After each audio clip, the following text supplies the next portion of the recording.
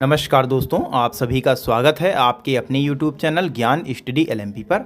दोस्तों आज हम भारतीय बजट जो 1 फरवरी को पेश हुआ है उसके बारे में इस वीडियो में बात करने वाले हैं। बजट से संबंधित कुछ तथ्य इसमें हम लाए हैं आपके लिए और कुछ महत्वपूर्ण प्रश्न इस क्लास में हम करने वाले हैं। तो आइए दोस्तों आज की क्लास शुरू करते हैं। क्लास शुरू करने से पहले अगर दोस्तों आप चैनल पर पहली बार आए हैं तो चैनल को सब्सक्राइब कर लें, साथ में बेल आइकन को अंडर प्रेस कर लें जिससे डेली की डेली जो हमारी क्लास होती है उसकी जानकारी आपको मिल सके। तो अब दोस्तों आइए आज की क्लास शुरू करते हैं।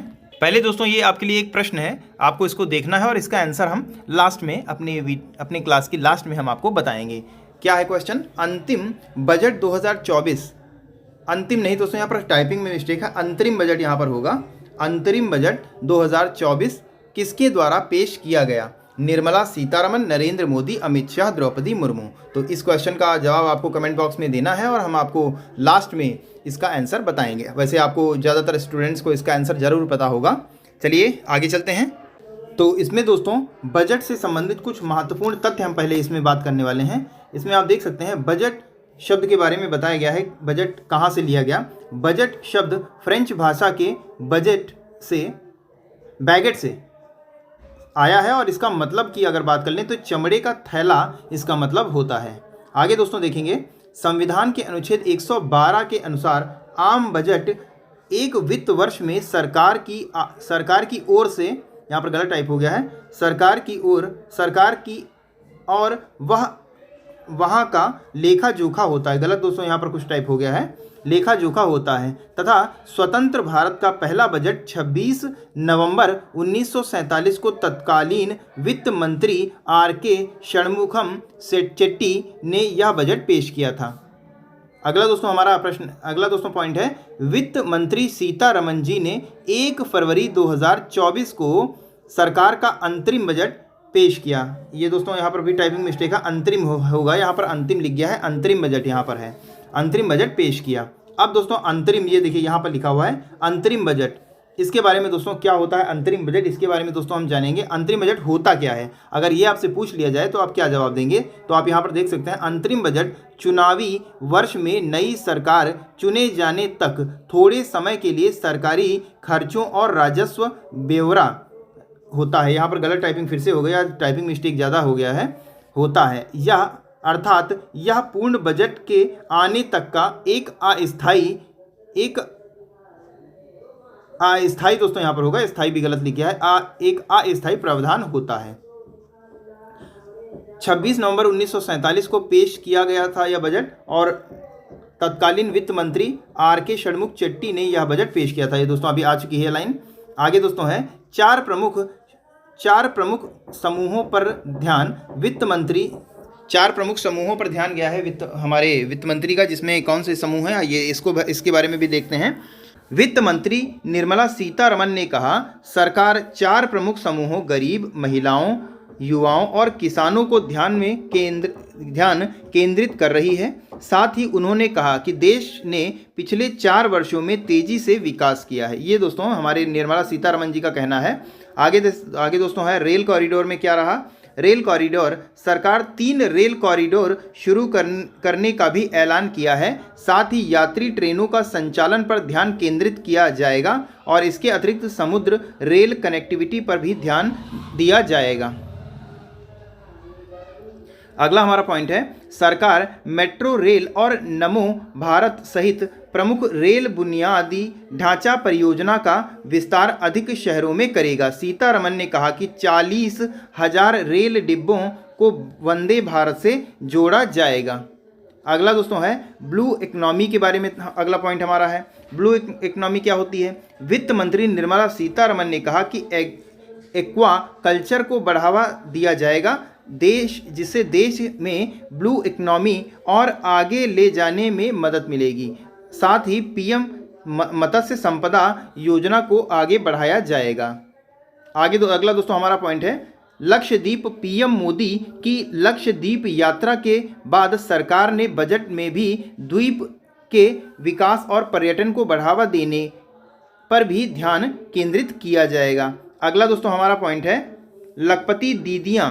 सरकार का लक्ष्य अब लखपति दीदियों को 2 करोड़ से बढ़ाकर 3 करोड़ करना होगा। वित्त मंत्री ने कहा कि सनराइज डोमेन के लिए 50 साल के ब्याज मुक्त ऋण के साथ 1 लाख करोड़ का कोष स्थापित किया जाएगा। अगला दोस्तों हमारा पॉइंट है ब्याज मुक्त कर्ज के लिए। अगला हमारा इंपॉर्टेंट पॉइंट है केंद्र सरकार राज्यों को 50 वार्षिक ब्याज मुक्त ऋण 75,000 करोड़ प्रदान करेगी।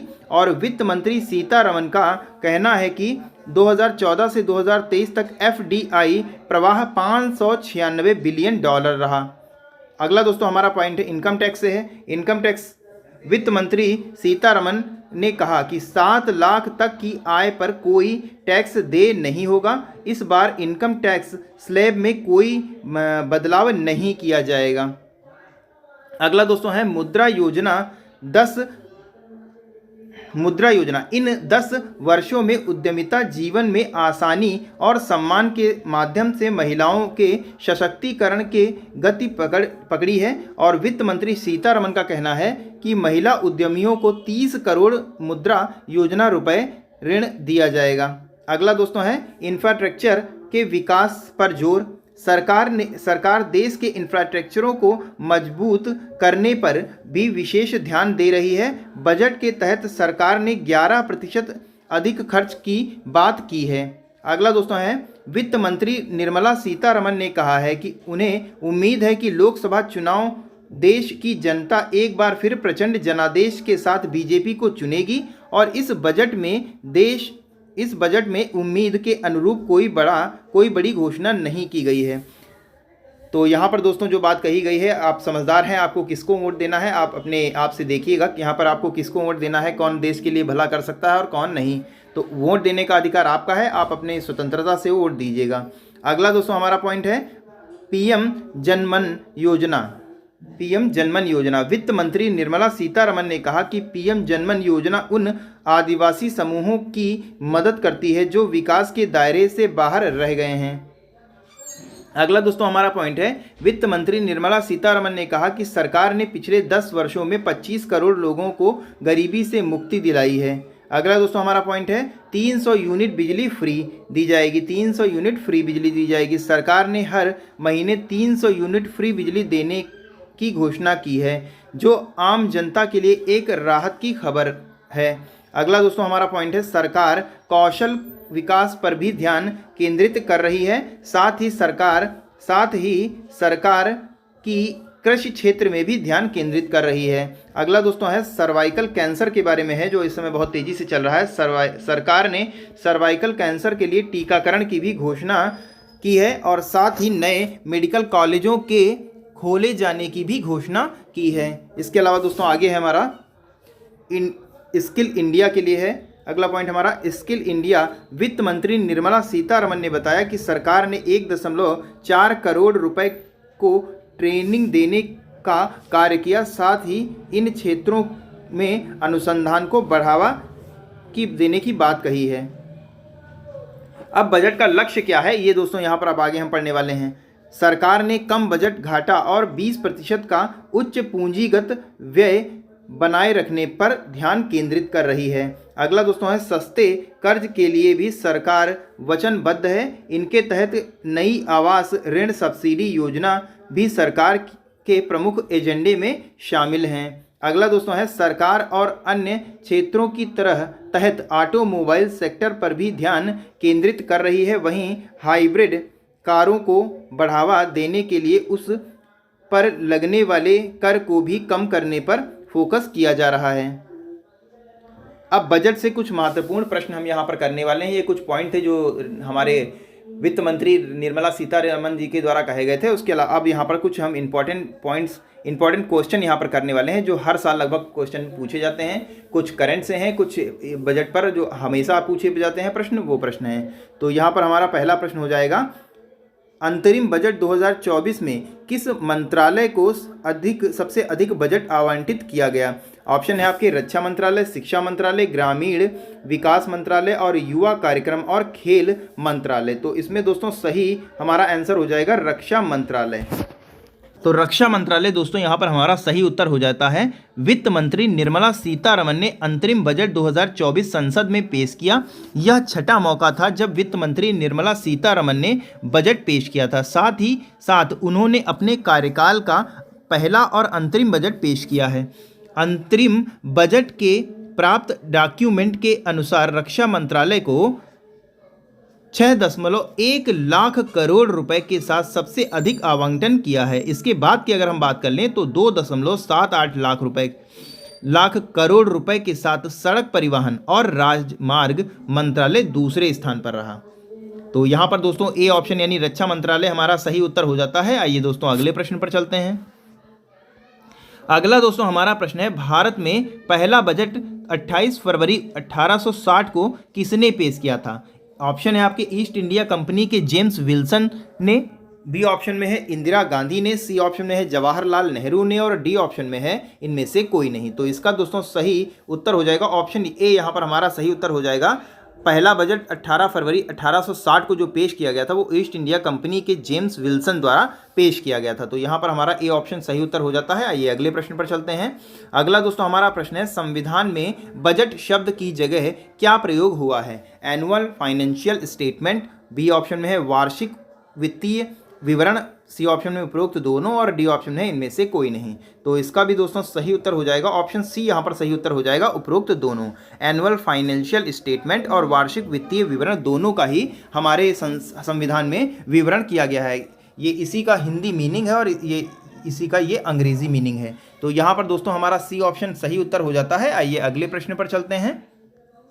अगला दोस्तों हमारा प्रश्न आ जाता है, वार्षिक वित्तीय विवरण का प्रावधान भारतीय संविधान के किस अनुच्छेद में किया गया है? ये दोस्तों हमने शुरुआत में ही जब क्लास हम कर रहे थे तो स्टार्टिंग में ही हमने बताया था कि संविधान में बजट किस अनुच्छेद के तहत आता है। तो ये आता है अनुच्छेद 112 के तहत, अनुच्छेद 112 के तहत। तो यहाँ पर सी ऑप्शन दोस्तों हमारा सही उत्तर हो जाता है। आइए दोस्तों अगले प्रश्न पर चलते हैं।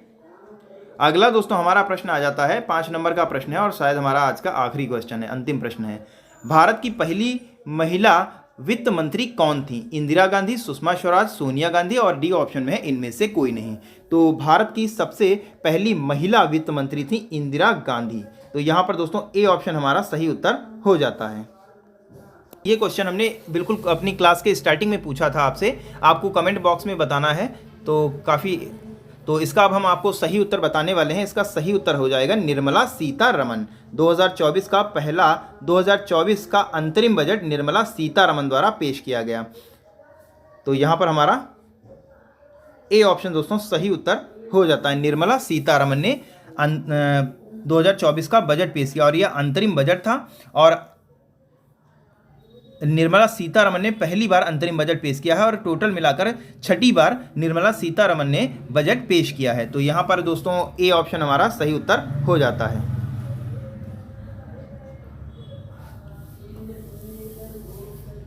तो कैसी लगी दोस्तों आज की क्लास, आपको कमेंट करके बताना है। और अगर दोस्तों आज की क्लास अच्छी लगी हो तो वीडियो को लाइक करें और ज़्यादा से ज़्यादा शेयर करें।